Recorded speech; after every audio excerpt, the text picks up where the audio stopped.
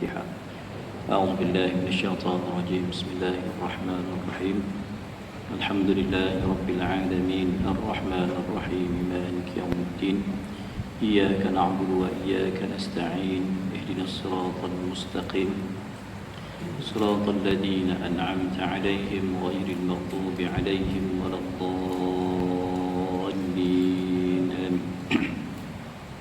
بسم الله الرحمن الرحيم. الحمد لله رب العالمين والصلاة والسلام على أشرف الأنبياء والمرسلين وعلى آله وصحبه أجمعين.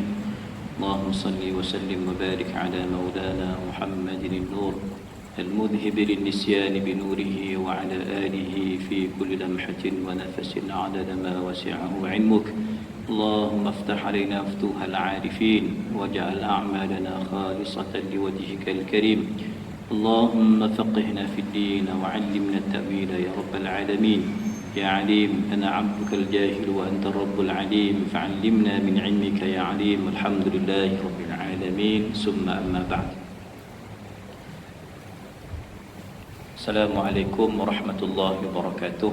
Barisan pengurusan Masjid Qaryah Baru Jaya, Ashabul Fadilah, tuan-tuan imam, datuk-datuk muslimin, para asatizah, tuan-tuan guru serta muslimat yang dirahmati Allah sekalian. Apa khabar tuan-tuan? Alhamdulillah, pagi ini kita masih diberikan peluang dan kesempatan, taufik dan inayah dari Allah Subhanahu wa taala dapat sama-sama kita berada dalam rahmat, dalam tempat yang penuh keberkatan ini di rumah Allah, dalam rangka untuk kita terus menyambung perbahasan, perbincangan sebuah kitab yang disusun oleh Syekh Wan Ahmad bin Muhammad Zain bin Mustafa Al-Fatani Al-Syatiri Al-Ahmadi. Kita dah bincang pada kelas yang lepas berkisar tentang istidraj ataupun mungkin kejahilan yang berlaku di kalangan masyarakat yang ingin mendekatkan diri kepada Allah Subhanahu wa taala tapi tak guna cara, salah pilih guru, sehingga guru tadi tu dia lebih mempromosi dirinya daripada mempromosikan tentang Nabi sallallahu alaihi wasallam. Guru tu lebih suka murid dia zikir sebut nama dia daripada zikir sebut nama Allah Ta'ala. Berlakulah salah faham yang kita sebut berdasarkan catatan daripada Syekhuna Syekh Ahmad Al-Fatani di sini, macam-macam isu-isu yang membawa kepada kekufuran. Ya tak? Antaranya ya, yang orang mengaku jadi nabi, ya, dan lebih elok ataupun menjadi wali, ataupun ada yang mengaku bahawa lebih ikut wali lebih selamat daripada ikut nabi. Jadi perkara-perkara ni tuan, dia boleh membawa kepada kufur yang nyata. Sebab kita bahas dalam bab kenabian, tiada maqam yang boleh mengatasi maqam an-nubuwah war risalah. Tak boleh, tak ada. Bahkan sering saya sebutkan tuan-tuan, sehebat-hebat wali pun dia dengan sahabat Nabi pun dia tak boleh challenge, dia tak boleh atasi, tak boleh menyamai pun maqam as-suhbah. Kenapa? Sahabat itu mereka beriman, mereka berjuang, mereka melihat Nabi itu pun dah satu kebahagiaan untuk mereka. Jadi kalaulah wali-wali tuan-tuan tak boleh menyamai kedudukan sahabat, macam mana wali nak mengatasi kedudukan Nabi sallallahu alaihi wasallam? Yo tuan-tuan, kita dah bahaskan kalau Nabi itu diistilahkan maksum, tetapi para wali itu diistilahkan mahfuz. Maksum itu terpelihara daripada dosa, waci ataupun besar. Mahfuz itu tuan-tuan, wali ini boleh buat silap. Wali tidak maksum, wali terdedah kepada kesilapan. Cuma kekuatan kelebihan wali-wali Allah Ta'ala tuan, kalau dia silap, dia copek kembali ke pangkal jalan. Kalau makamnya jatuh tuan-tuan, daripada kita katalah daripada radiyah ataupun mardiyah, dia jatuh kepada lawamah ataupun ammarah, dia copek boleh naik balik semula. Itu beza wali dengan kita orang awam. Tapi tuan-tuan, wali itu tidak terjamin, ya, dia bukan maksum dan bukan ada ismah seperti para nabi. Tuan-tuan, maka itulah musibah ataupun sedikit cabaran yang berlaku bagi kita yang bersuluk kepada Allah Ta'ala kalau kita silap dalam memilih guru, ya, ataupun parah juga iaitu kategori yang langsung tak nak berguru, tuan-tuan, ya. Maka alhamdulillah kita ni direzekikan adanya pengajian-pengajian, ya, majlis-majlis ilmu, kita hadir untuk kita dapatkan pencerahan, dapatkan jawapan yang benar. Ini menjadi suluhan kita dalam beramal menuju Allah Subhanahu wa taala. Qala, tajuk berikut, permainan gabih. Saya pun tak tahu apa qiraat nak baca tu, gabih ke gebeh ke, pun tak tahu nak baca. Saya dah tanya seorang profesor bahagian Jawi, tuan-tuan, pensyarah Jawi, pensyarah tulisan Jawi, dia pun gebeh, dia tak reti nak baca.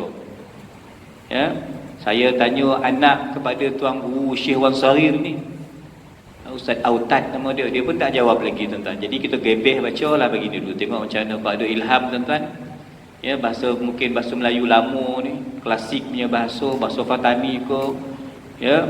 Kalau bahasa Sunda dia tengok dalam kamus dewan, dia macam berkelahi dalam bahasa Sunda, bahasa mungkin bahasa Indonesia, tuan-tuan. Baca dulu, ya. Qala rahimahullahu ta'ala wa nafa'ana bihi wa bi'ulumihi fid darain amin. Beberapa perintah, beberapa apa baca tu, Ji?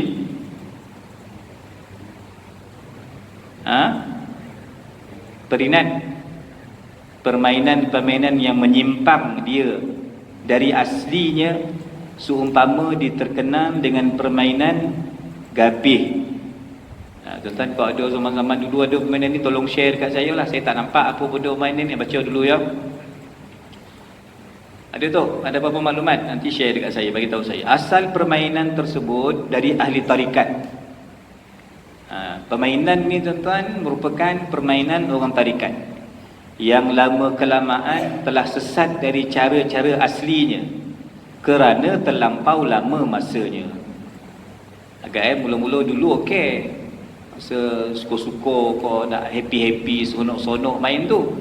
Dah lama-lama murid-murid makin adjust, dia buat bid'ah, dia tambah itu, dia adjust ini, dia tukar SOP. Sampai ke kita dah tak tahu apa yang gebeh ni. Asal bondo ni dia katakan okey. Tapi lama kelamaan silih berganti zaman masuk, bondo gebeh ni, gabih ni dah jadi tak elok. Tuan-tuan, guru-guru yang ahli dalam permainan itu telah banyak meninggal dunia. Ni nak kau bahas silat ke apa kau, saya tak tahu lagi ni. Kita baca dulu, tuan-tuan, Jadi tok-tok guru yang main bondo ni meninggal. Ya, akibatnya apa? Muncul guru gadungan yang sama sekali tidak mengerti dalam persoalan syariat dan hakikat. Tidak mengerti akan perintah ilmu zahir dan ilmu batin. Maknanya, tuan-tuan, dia ni membabitkan ilmu, dan bukan hanya setakat ilmu zahir, ilmu syariat, tetapi permainan ini dia membabitkan ilmu batin dan hakikat. Itu yang payah nak faham tu kan. Baca dulu tak apa. Ya. Guru gadungan adalah tidak sanggup mengkontrol lah. Sebab tu dia sambung bahasa British sikit, mengkontrol. Mengkontrol para muridnya. Jadi guru pun dia tak boleh kontrol murid ni. Murid ni jazbah. Kan kita masih tajuk jazbah kan. Murid ni dah fana, murid ni dah mabuk sakar ataupun sadar. Jadi guru pun tak boleh kontrol lah. Tuan-tuan, dari pribadinya adalah jahil. Jadi makna tadi ilmu ni, permainan ni, tuan-tuan, permainan orang hakikat, orang tarikat. Tapi agaknya dia tak dokumentasikan betul-betul, tak tulis SOP dia. Satu generasi, akhirnya benda tu jadi tak elok, jadi salah. Macam itulah. Tapi tak dapat lagi ni nak tarif yang sebenar gabih ni apa. Tuan-tuan, dalam sambil-sambil lolap tu kan, kalau ada ilham kita tahulah. Ya, bangun-bangun, dapat ustaz. Beritahulah, ya. Saya 2 minggu baca ni, tuan, tak jumpa jawapan ni. Tolonglah kan. Ya. Dia macam ni, tuan-tuan. Kias dia macam ni, kiasan dia macam kita cinta dengan orang soleh, kita kasih dengan wali kan. Maka kita simpan gambar Syekh Abdul Qadir Jilani. Kita simpan ni gambar Imam Al-Ghazali kita tak. Mana Imam Ghazali tahun 500, mana kita jumpa. Syekh Abdul Qadir Jilani tahun 600 Hijrah, mana kita jumpa. Tapi ulama membayangkan wajah, rupa paras, fizikal itu tuan-tuan, dia murid-murid catatlah imam ni kulit putih merah, rambut tak banyak, contoh kan. Fizikalnya mungkin tinggi, kulitnya, gambaran itu dia orang pun lukis lah. Jadi orang lukis menggambarkan tuan-tuan rupa, okey. Lukislah gambar Imam Al-Ghazali, lukislah gambar Imam Syekh Abdul Qadir Jilani radhiyallahu anhuma. Okey. Sampai kat murid-murid, anak cucu tuan-tuan tak tahu orang ini gambar Syekh Abdul Qadir Jilani, ini gambar Imam Ghazali, contohkan. Kita tak terang kat dia gambar siapa. Akhirnya sampai ke anak cucu cicit, sampai ke cucu, dia adjust sikit gambar tadi, dia buatlah ukiran. Gambar tadi dia buat bentuk ukiran.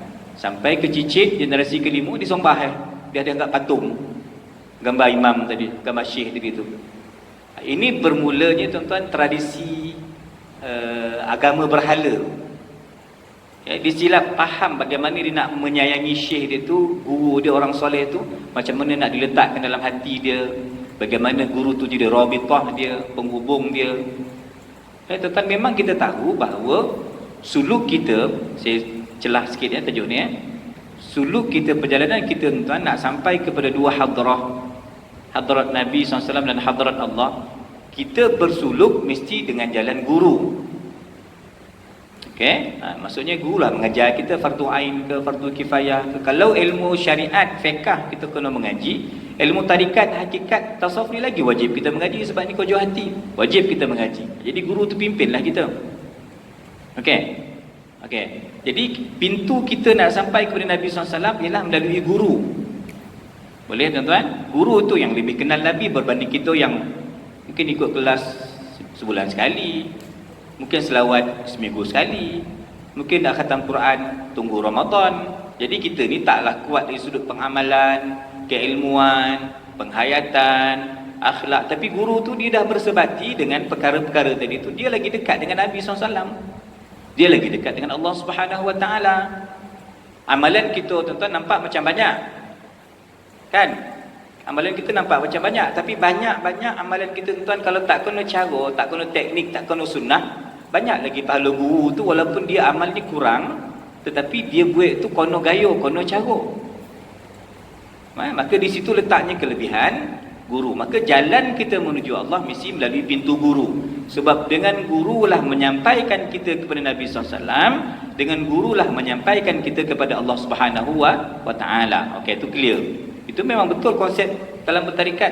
Tetapi jangan salah erti, jangan salah faham, jangan lukis gambar guru tu, buat pula patung muka dia, jadi berhala pula muka guru tu, akhirnya disembah. Sebab tadi tak faham konsep berguru. Faham saya nak kiaskan begitu. Maka mungkin permainan ini, tuan-tuan, dia mula-mula okey, tapi kesudahan sebab saya kata tadi, masa berlalu, orang-orang generasi moden tak faham apa permainan gabih yang dulu-dulu orang tarikat main ini, akhirnya dibawa kepada kesilapan.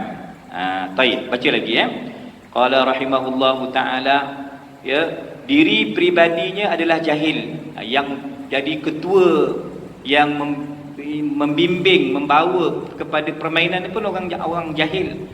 Dia adalah orang awam yang belum berhak turut mencampuri dan mengajar, apatah lagi sesuatu yang ada hubungannya dengan masalah kebatinan yang selalu sulit untuk dipecahkan.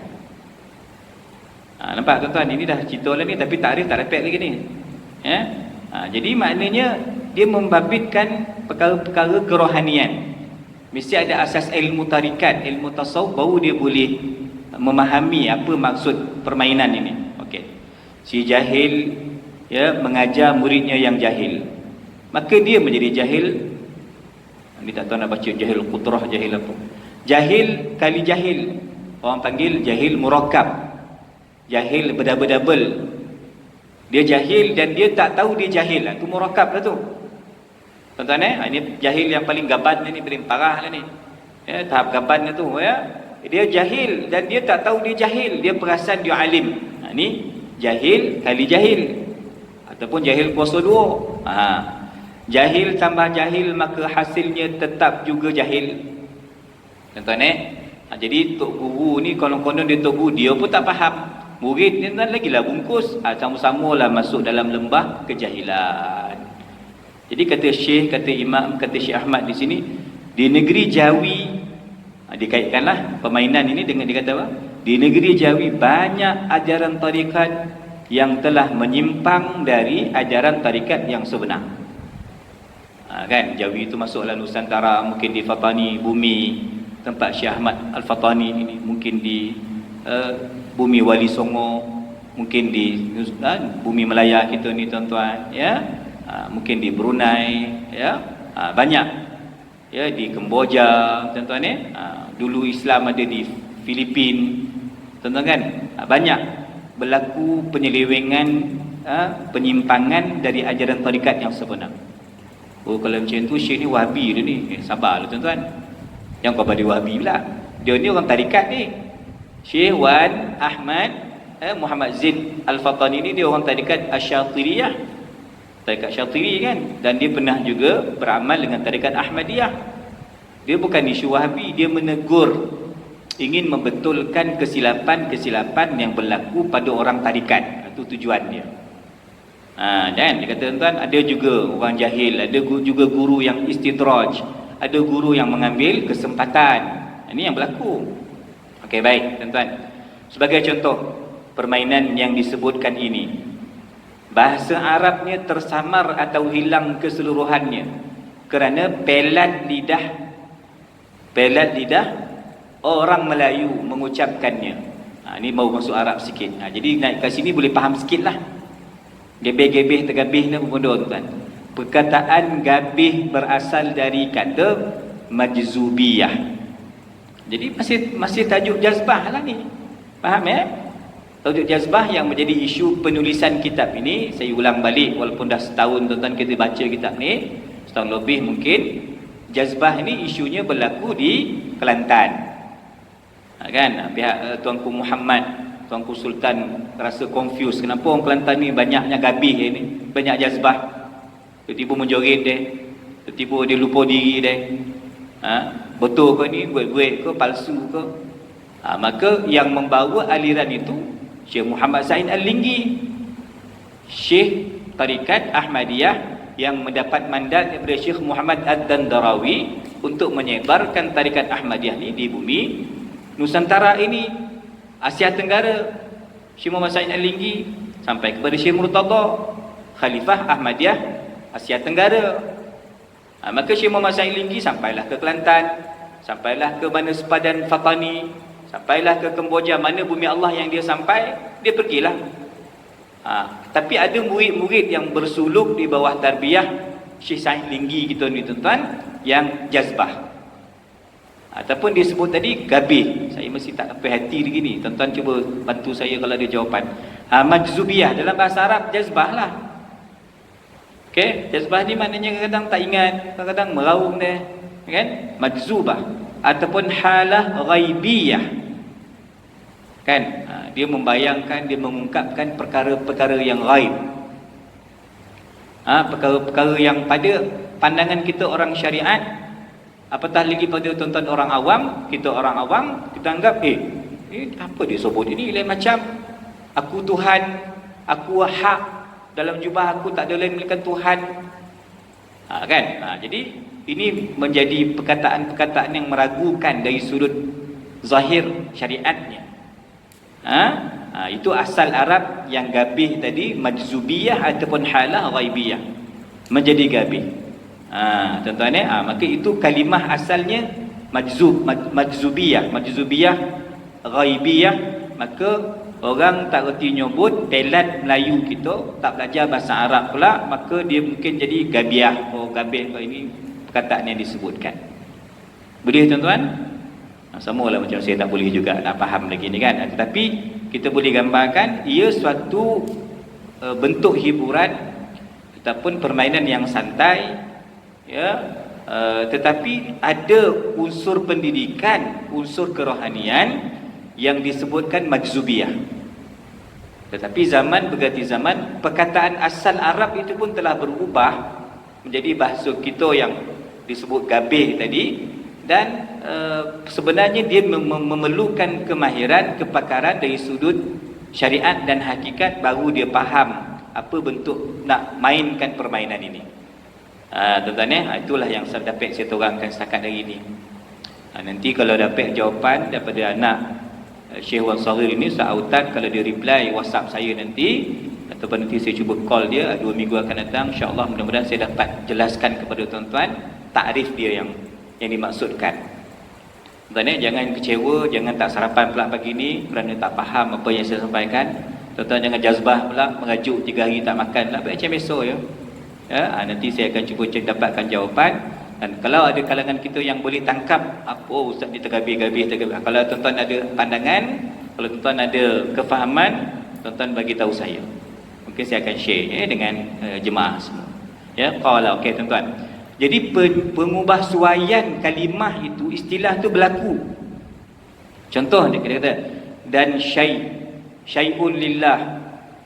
Kan kadang-kadang kita baca tahlil ila hadratin Nabi sallallahu alaihi wasallam wa alihi al-kiram wa ashabihi al-'izam. Kadang-kadang hujung itu imam kita sebut syai'un lillahi lahumul fatihah. Dia tak mengaji Arab, dia main dengan mulut-mulut. Kalau dapat imam pelat apa macam? Imam yang tak boleh sebut huruf shin apa macam? Imam sebut shin jadi sin. Sayun, sayun lillah, salih, salihah, salihah tu jadi itu kalimah dah lain. Asal kalimah syai'un lillah. Ustaz Syafi'i mengajar tajwid dah 25 tahun dekat masjid ni, 20 tahun dia tak datang-datang dah, dia lebih alim daripada Ustaz Syafi'i tajwid. Kan ustaz apa Nazir kita, Ustaz Fadilah mengajar Quran, mengajar tajwid. 5 tahun dah dia tak datang-datang dah. Apa barang belajar tajwid kata dia kan. Dia mengaji gabih dia kata dia. Dia nak ngaji Dr. Yusri, Dr. Syuhada. Dia main tasawuf ni, tajwid dia tak mainin kulit semua ni. Ni semualah rosak ni tuan-tuan. Kan Quran baca tak betul, macam mana kita nak bersuluk kepada Allah Ta'ala? Maka dia dah salah sebut syai'un lillah. Asalnya kan dia saliyah apa tak nama perempuan Salomah mana dia nyebut entah. Jadi kalimah tu dah bertukar. Tadi majzubiyah dan jadi gabiah. Jadi kita nak torang pun tak dapat. Tuan-tuan yang lain seperti kata-kata as-samad. Tuan-tuan kan kata-kata as-samad. Ini contoh yang ketiga, kalimah yang bertukar. Allahus Samad. Kan? Tuan-tuan, ataupun artinya mempunyai madad. Madad, kalimah madad. Kalimah madad ini satu kalimah yang kita sebutkan tawasul kita dengan Nabi sallallahu alaihi wasallam, tawasul kita dengan para aulia ilahi salihin. Sekarang ni kami di Sahah sedang menyambut hul Syekh Saleh dan Syekh Abdul Ghani Al-Ja'fari. Semalam dengan malam ini penutupnya tuan-tuan. Kita sebut madad. Madad kepada ulama-ulama para aulia. Madad ini dengan kemuliaan keberkatan mereka kita dapat limpahan keberkatan itu bersama madad. Jadi dia sebut apa kat sini? Tu'mindu. Apa benda dia sebut ini? Menjadi madad, menjadi ini tuan-tuan, kalimah madad tu pun dah jadi lain dah. Disebut lain sebab apa tuan-tuan? Kalimah itu berlega-lega, meniti dari bibir ke bibir, tapi yang menyebut itu pun tak faham, yang dengar itu pun tak faham. Jadi kalimah madad itu pun dah bertukar. Tok apa ni? Macam tok min ni bunyi ni kan? Tok mindu. Maksudnya berarti yang tukang lupakan orang. Kan lain tu. Contoh tuan-tuan, kita dengar syekh itu datang pagi ni, Syekh Nuruddin dekat surah Al-Hidayah kan. Syekh itu datang, syekh ni datang. Masyayikh, jamak syekh itu masyayikh ataupun syuyukh. Masyayikh, kita nak menyebut kha tu, kalau tak mengaji tajwid tentang makhraj, tak pandai kita menyebut huruf kha dah. Masyayikh. Yang kelakar tuan-tuan, asatizah jadi terbalik, astaizah. Dia main bantai je, main belasah je. Sebab apa tadi? Basic satu Arab dia tak ada. Dia tak ada nahu, tak ada sorof, dia tak ada mufradat, dia tak tahu. Dia dengar orang cakap. Jadi untuk melayakkan kita ni macam best, macam terror sikit, kita sebut istilah Arab. Kan? Kalau tuan-tuan nak tunjuk handal sikit, tuan-tuan cakap orang putih kat Paroi ni, jadi nampaklah jobor sikit kan. Cakap orang putih, orang semua cakap Melayu. Pergi pasar tani cakap Melayu, beli santan cakap Melayu. Dia cakap orang putih, jadi nampaklah lain macam sikit. Kita pun nak polik sikit daripada orang. Tuan-tuan jangan cakap Melayu sangat. Istilah-istilah tu tuan-tuan gunakan istilah Arab. Jadi orang nampak, ui power putu dia ni. Astaghizah dia sebut. Kadang-kadang istighfar pun salah. Tuan-tuan, istighfar ni kalimah yang perlu disebut dengan betul. Kalimah-kalimah zikir mesti disebut dengan betul. Tapi dia mengaji tak khatam, guru pun tak betul, dia mau nyebut tak apa-apa. Jadi tuan-tuan, masyayikh iaitu sekalian guru ahli tarikat disebut masyaikh. Masyaikh. Oh, hari ni ada masyaikh datang Seremban masyaikh. Masyaikh apa kau nak khabar ni? Dia masyayikh. Tuan-tuan nampak tak? Jadi gabih ini tadi asal majzubiyah yang elok lah asalnya, tetapi jadi buruk sebab orang tak faham. Ya, telah dipinda, telah diselewengkan rupanya yang asal. Baik. Itu contoh-contoh kalimah yang dimaksudkan oleh ahli permainan. Dengan itu sekalian hantu yang datang atas seseorang yang disebut kemasukan atau kesurupan. Maknanya apa tuan-tuan? Maknanya kalau adalah, kita nak kata apa tuan-tuan, yang main apa, permainan apa yang agak-agak ada unsur sako. Di Kelantan main apa? Wayang kulit. Kalau di Johor apa tuan-tuan? Kuda kepang. Agak-agak dia apa, asal permainan tu memang ada unsur kesufian, kerohanian ke macam mana? Kena tengoklah sejarah balik.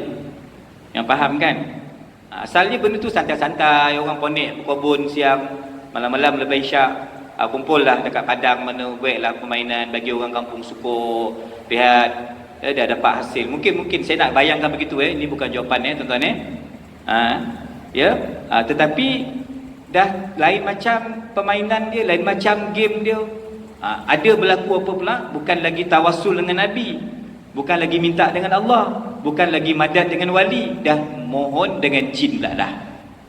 Boleh? Minta dengan penunggu gua lah, jin. Dah. Jadi permainan tu jadi bentuk yang lain. Boleh tuan-tuan? Maksudnya kita tadi mula Fatihah. Mula kita kata kita Fatihahkanlah kepada pengasas amalan ini, kepada Imam Asyadili, pengasas Hizib Bahar. Fatihah kepada empunya amalan.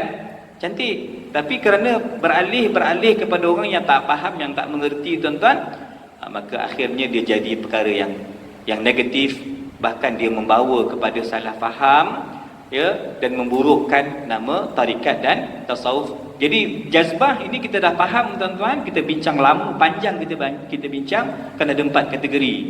Betul kan? Ada yang kategori yang dibenarkan, ada kategori yang salah, yang tercela kan. Tapi kalau dah masuk menurun silah kita. Jadi bomoh lah kita. Patut tadi berubat, ikutlah cara Haruddin Ruqyah. Saya ada sebut seminggu 2 ni tuan-tuan. Ada satu imam namanya Zunnun Al-Misri. Zunnun Al-Misri, ulama besar dalam tarikat, orang jazbah lah kita kata. Orang yang kalau jazbahnya jazbah yang betul, bukan olok-olok. Yang kita boleh bertawassul dengan nama Imam Zunnun Al-Misri radhiyallahu anhu. Dia berubek tuan-tuan dengan cara pen kotek, iaitu Zunnun. Dia akan tulis huruf nun. Tulis huruf nun. Lepas tulis huruf nun, dia rendam dalam air. Cubalah tuan-tuan buat lepas sarapan kan. Ambil huruf nun, tuan-tuan tulis, rendam dalam air. Test tengok. Kalau boleh buat iklan, viralkan. Bomoh baru, bomoh nun Paroi. Kalau menjarab lah, cuba try. Jadi tuan-tuan, Imam Zunnun Misri biasanya dia ubat orang dengan cara tu, menulis huruf nun, dia rendam dalam air. Orang pun alhamdulillah yang datang berubat itu sembuh dengan izin Allah lah. Itu ikhtiar dia. Dan dia memang orang wali besar, memang orang yang kuat beramal, yang bersih akidahnya, yang cantik syariatnya. Zunnun Al-Misri radhiyallahu anhu. Satu hari dia musafir, yang tinggal khadim dia. Jadi ada orang sakit datang tuan-tuan, tok guru tak ada, Zunnun dah musafir. Tapi orang sakit ni minta tolong sangat. Encik, tolonglah encik, saya sakit ni, encik buatlah apa yang Tok Guru encik buat. Ya, saya tak tahan sakit ni. Setelah dirayu tuan-tuan, didesak murid ini, murid ni kata, dan bukan Zunnun musafir, Tok Guru musafir, tolonglah, dia kata. Dia pun try buat tuan-tuan. Murid ni dia pun ambil konteh, ambil pen, tulis apa? Huruf Nun. Dia tulis huruf Nun, dia buat macam dia tengok Tok Guru dia buat macam tu, dia pun rendam dalam air. Tak baik-baik acik tu, tak sungguh-sungguh.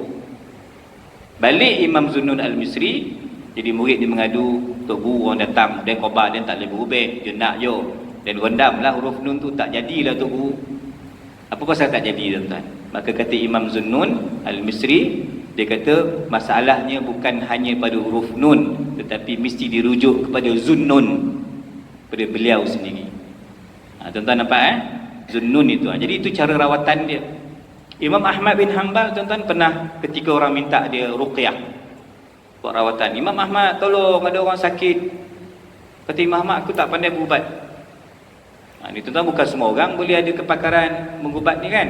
Bukan semua. Tuan-tuan datanglah rumah saya, takkan ada lah saya boleh buat apa-apa. Fatihah saya boleh baca kan. Nak buat macam Ustaz Amin ke apa ke tu tak dapat dah. Itu masing-masing punya bahagian lah yang boleh berubah ni kan tuan-tuan. Jadi Imam Ahmad tuan-tuan, orang datang rumah dia, Tuan Guru, ni sakit ni. Imam Ahmad kata, aku tak boleh ubat. Tuan Guru, takkan tak boleh hadis 100,000 dalam kepala, tahajud sehari 300 rakaat semayang sunat. Imam Ahmad, mimpi Nabi selalu, apa lagi yang tak ada pada Imam Ahmad? Tuan-tuan tengok Imam Ahmad kata apa? Orang yang berdebat ni, yang nak sangat Imam Ahmad awak sembuhkan ruqyahkan dia ni, kata si murid ni, Tuan Guru, apa lagi yang tak ada pada Tuhan? Semua ada, mimpi Nabi, semua hadis Nabi dalam kepala, mengajar, berdakwah, semayang, ibadah, akhlak, package. Tak ada nampak kok. Kuranglah Imam Ahmad ni. Kata si murid ni lagi, dulu Sayyidina Umar, sama Sayyidina Umar dulu, dia baca Fatihah memang berjaya, memang sembuh. Dan tuan-tuan pun faham, Sayyidina Umar ni selipar dia pun kalau setan nampak, Sayyidina Umar meeting kat Masjid Paroi ini, memang paling lintah pokang lah setan lagi kan. Inna syaitana la yafirru min dhilli Umar, kata Nabi SAW, syaitan lagi daripada bayangan Umar. Kalau Umar dah, Sayyidina Umar radhiyallahu an, kalau dah mula berdoa, kalau dah mula Fatihah, maka air itu dah jadi air yang lain nilainya, keberkatan Sayyidina Umar. Maka itu hujah si murid kepada Imam Ahmad. Imam takkan tak boleh Sayyidina Umar. Tuan-tuan dengar jawapan Imam Ahmad, tawaduk dia. Dia kata Fatihah itu memang Fatihah, Quran itu kekal Quran, mukjizat Quran sampai kiamat, betul. Tetapi yang membaca itu siapa? Yang tadi yang baca Sayyidina Umar Al-Faruq, Syekh Al-Mujahadah. Dalam kita bertasawuf ni tuan-tuan, selepas Sayyidina Abu Bakar, contoh kita Sayyidina Umar. Dalam kita bertarikat, Sayyidina Umar kan. Kau nak bandingkan aku dengan Sayyidina Umar, gila kau. Sayyidina Umar sahabat Imam Ahmad tuan-tuan, dia dah tahun bila? Tahun 200 Hijrah. Ya kan? Macam mana kau nak bandingkan aku dengan Sayyidina Umar? Quran Fatihah itu kekal Fatihah, tapi pembaca, maksud pembaca apa? Keyakinan dengan ayat tu dah tak sama. Kita beriman dengan ayat Quran, tetapi keyakinan kita penyembuh tu betul ke? Bulat ke? Nekat ke kita? Kita masih boleh ke tak boleh ni? Kita punya keyakinan tuan tak seperti mereka punya keyakinan. Ini tuan-tuan yang membezakan antara maqam kita dengan maqam para salafus salih. Ini yang membezakan keadaan kita dengan keadaan orang-orang alim di kalangan para aulia, di kalangan para ulama, tuan-tuan. Jadi saya kira cukuplah dulu ya. InsyaAllah kalau tuan-tuan ada jawapan nanti, tolong share dengan saya. Saya tak puas hati ni, gabih-gabih ni saya tak dapat jawapan ni, tapi saya cari juga, tuan-tuan pun carilah. Kalau ada maklumat, tuan-tuan boleh share dengan saya ya tuan-tuan supaya kita dapat jawapan yang pasti ya. Ini kena cari juga orang-orang asal Fatani, mungkin bahasa Fatani lama pun kalau ada ya tuan-tuan. InsyaAllah ya, nanti ada rezeki kita bertemu pada kesempatan yang akan datang. Aqulu qawli hadza wa astaghfirullahal azim li wa lakum wa lisairil muslimina wal muslimat. Assalamualaikum warahmatullahi wabarakatuh.